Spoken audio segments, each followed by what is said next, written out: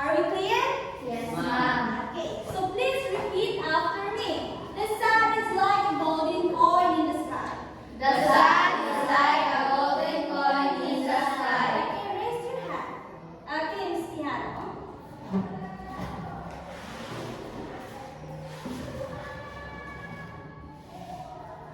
Is that correct?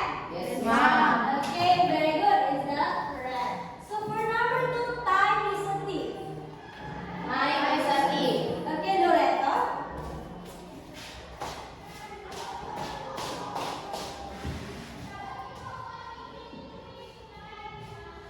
Okay, very good. Is metaphor. Okay, for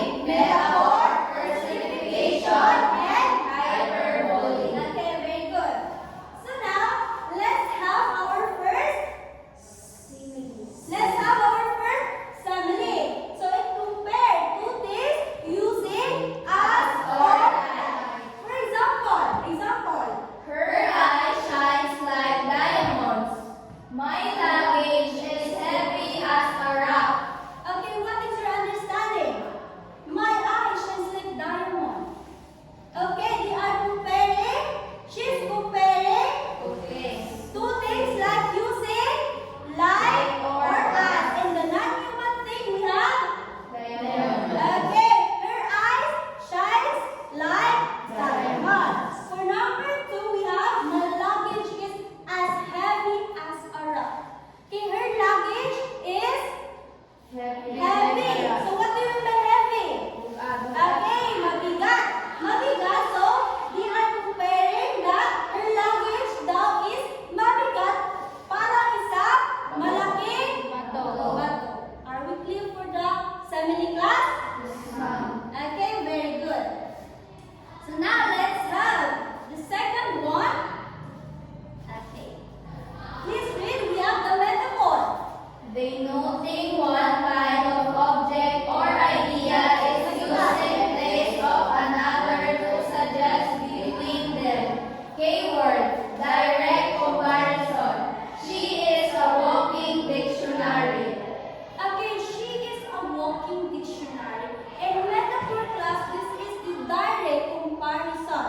Like, remember that she is not literally a dictionary, meaning she knows a lot of words, just like a dictionary have a many words. Are we clear? Yes, ma'am. Okay, so that we call metaphors. Okay, another one metaphor is the example of like the stands for. Eagle stands for freedom. So do you think that the eagle have a freedom to fly? Yes, ma'am. Okay, that's one of the example of the metaphor. Okay, are we clear for the metaphor? Yes, ma'am. Okay, also, metaphor focus on the word of S. Okay, S. Okay, the simile focus on As or like. okay, simile is Yes. okay, very good. Now we have the third one. The personification. It's giving and please read. It's giving an attribute or characteristics of human to non-human objects or things. Keyword, imagination, emotions, actions to non-human things. The sun smiled down on the trees. Okay, very good. So when we say personification class, like more on imagination, emotion, like we expect, but in reality, it won't happen. Okay? Like for example, like imagine that she's beautiful like dictionary. Okay, what do you mean by that? She's beautiful like dictionary. Is it simile? Is it simile like? No. Yes or no? Yes, ma'am. Okay. The correct answer is yes, like. But in personification, we have the sun smile down on the trees. Okay, do you think that the sun can smile to us? No. So meaning we're just okay, we're just imagining, we're just expected, but in reality it won't. Okay, very good. Are we clear for the personification? Yes, ma'am. Are we clear? Yes, ma'am. Okay. Now let's have the last one. Hyperbole. Please read. It's an exaggerated statement which is not meant to be taken literally. Keyword, extreme exaggeration in possible words. He runs faster than the speed of light. Okay, we run faster than the speed of light. Meaning class, hyperbole is a figure of speech that uses of extreme